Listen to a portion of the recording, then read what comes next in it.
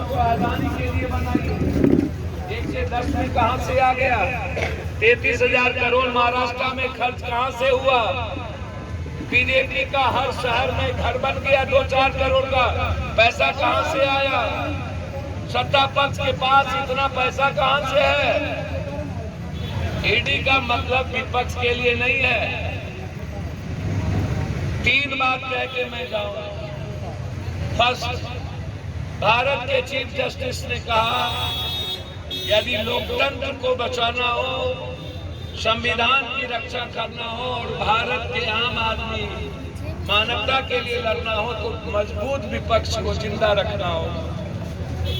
जब तक मजबूत विपक्ष नहीं होगा तब तक लोकतंत्र नहीं बच सकता।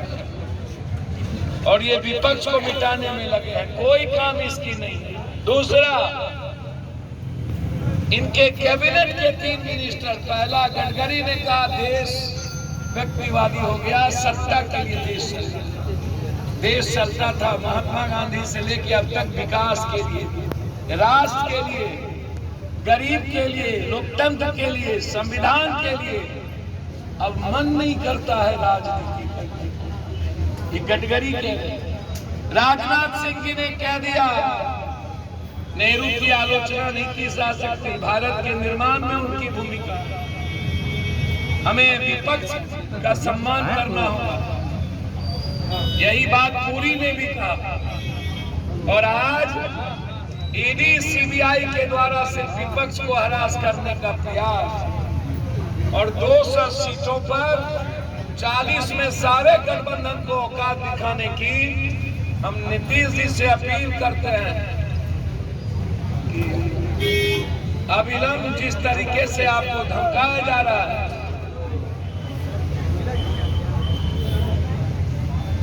हर परिवेश में मैं मानता हूं कि विपक्ष आज डरी हुई है, बीजेपी से मिली हुई, क्योंकि उन्हें ईडी और सीबीआई का डर है।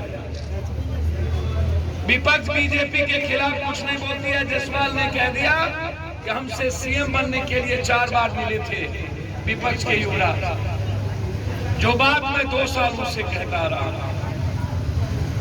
कि जहां पैसा लेन देन होगा हमको क्यों नहीं किसी की बाप की औकात डरा है। हिम्मत इस नरेंद्र मोदी और अमित शाह को तो डरा के देखे ना, मुझे और मेरी बीवी, मैं तो डेली इसके खिलाफ जंग लड़ता हूं। जंग, ना तो मुझे पैसा चाहिए, ना मुझे गाल, ना माल, ना मुझे जात, ना पात, ना हिंदू, ना मियां, सिवाय इंसानियत के और सिवाय माफिया को मिटाने की दूसरी कोई लड़ाई नहीं। अपराधी और अपराध को मिटाना मेरा पहला लक्ष्य। जमीन माफिया, बालू माफिया, शराब माफिया, ड्रग्स माफिया, नेता पदाधिकारी को, नेक्सस को पैर के तले रौंद के खत्म करना मेरा दूसरा लक्ष्य। हर माफिया को चैलेंज करना और उसके को कानून तक पहुंचाना मेरा तीसरा लक्ष्य। आज मैं फतेहपुर जा रहा हूं जहां डर का वातावरण बना हुआ, गोली चलाई गई अपराधियों के द्वारा, लगातार धमकी, निषाद को मार दिया। यूनिवर्सिटी बना हुआ, ये बोध गया, ये बुद्ध की धरती नहीं बची, इसको माफिया की धरती कह दिया गया, अपराध की धरती कह दिया। मैं लगातार बोल रहा हूं, इतनी गरीबी दुनिया में आप कहीं नहीं देखोगे। हमारी पार्टी को मगध के इतिहास, जो आर्थिक आजादी का इतिहास था, उसके लिए लड़ना चाहिए, पानी के लिए लड़ना चाहिए, मगध की गरीबी को खत्म करने का संकल्प लेना चाहिए। इसीलिए पटना में जो रोड शो हो रहा है लखनऊ का, ड्रग्स पीने वाले और ड्रग्स पीने वाले का, स्नैक्स और सुनेशन लेने वालों का अकूट पैसा 200-400 करोड़ तेल में, पेट्रोल में, पानी भरा दे करके यूथ को बुलाया गया है। इसका हिसाब बिहार की जनता लेगा। यदि हिम्मत है अमित जी, आप में तो 1.25 लाख करोड़ विशेष राज्य, विशेष पैकेज, बाढ़, मगध की आजादी, मगध की गरीबी से मुक्ति, मगध को पानी हर घर तक पहुंचाना, हर खेत तक पहुंचाना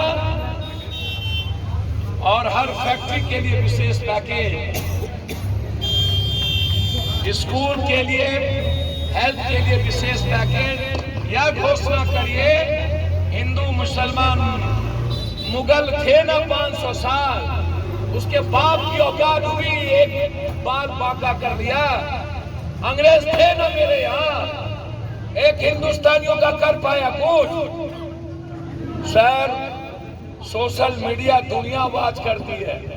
आप एक गरीब आदमी को तुम कह के दिखा दो, एक दलित को, ठीक है वो गरीब है। ये आरएसएस और बीजेपी के लिए ही हिंदू मियाँ है। अब हम यहाँ यादव राजपूत के लिए नहीं, विपक्ष और सत्ता पक्ष के लिए है। हमें बात करनी होगी सिर्फ इकोनॉमी की, हमें बात करनी होगी नौकरी की, हमें बात करनी होगी दुनिया के सबसे बेहतर स्कूल की, हमें बात करनी होगी दुनिया के सबसे बेहतर कॉलेज की, हमें बात करनी होगी अपराध को खत्म करके बेटियों को आजाद करने की।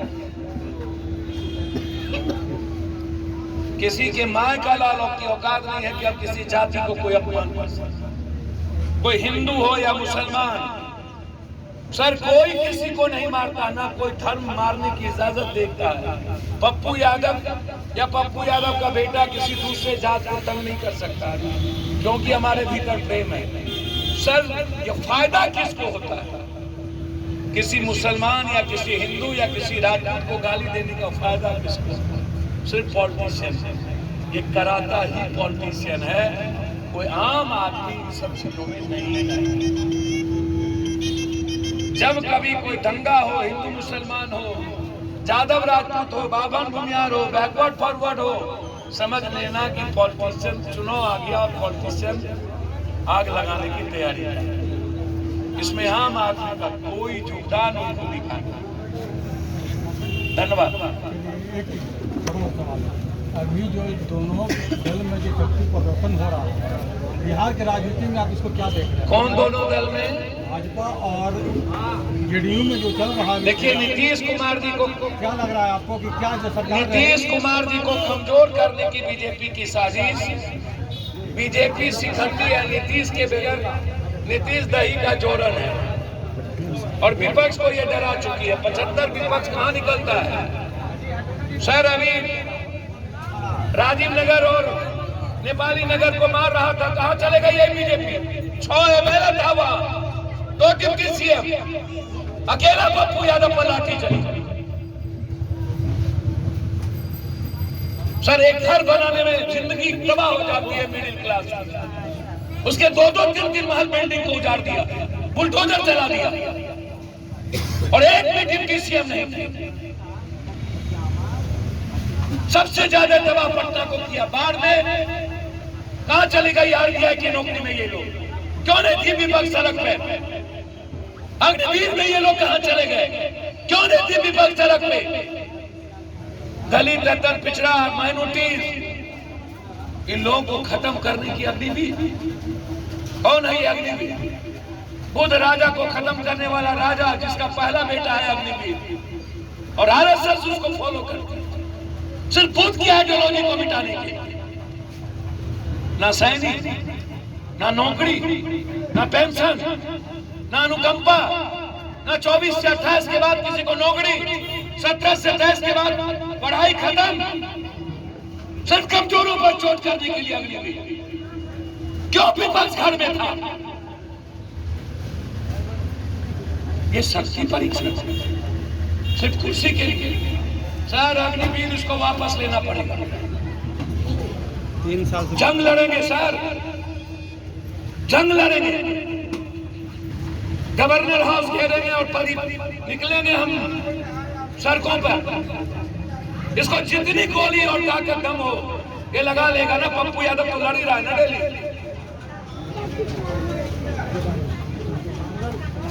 बीजेपी का मात्र एक मकसद है, बिहार का अपमान करो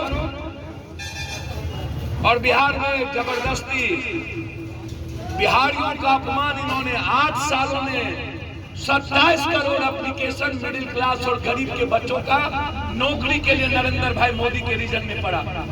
0.33% मात्र नौकरी के लिए 7,18,000 भी नहीं बताया कहाँ सर। उसमें 0.3% दलित, 0.7% दलित पिछड़ा, 1.1% सिर्फ ओबीसी और माइनॉरिटी 0.1। नहीं मिली नौकरी सर, और हम लोग मौन। 27 करोड़ एप्लीकेशन के बाद 8 सालों में नरेंद्र मोदी ने 7 लाख नौकरी नहीं दी, और उसमें दलित सुन, कमजोर तबका मिडिल क्लास सुन। लड़ाई बहुत बड़ी है, लड़ेंगे। नीतीश कुमार को मिड टर्म चुनाव की ओर जाना चाहिए। सर